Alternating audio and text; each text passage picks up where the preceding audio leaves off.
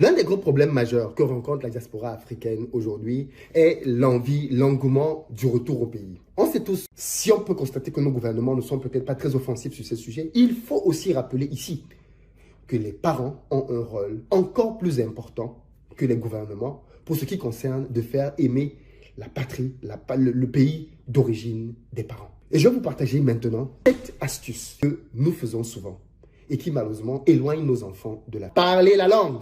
Parler la langue est l'un des éléments les plus importants qui permettent à un enfant de se sentir attaché à un lieu. Parler la langue du pays est un élément capital. Ne privez pas vos enfants de la langue.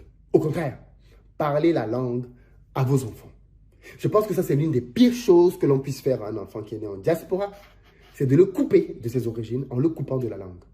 Je ne connais personne en Occident, je dis bien personne en Occident, qui parle une langue africaine et qui a une image négative de l'Afrique. Absolument personne. La langue est pour moi l'un des éléments les plus importants de l'appropriation culturelle. Moi, je sais par exemple que j'ai des amis américains, allemands, en France, et qui parlent depuis tout petit à leurs enfants l'anglais, l'allemand. Ces enfants se sentent américains, ils vivent en France. Ils parlent le français couramment, ils parlent l'anglais américain couramment, mais ils savent qu'ils sont américains.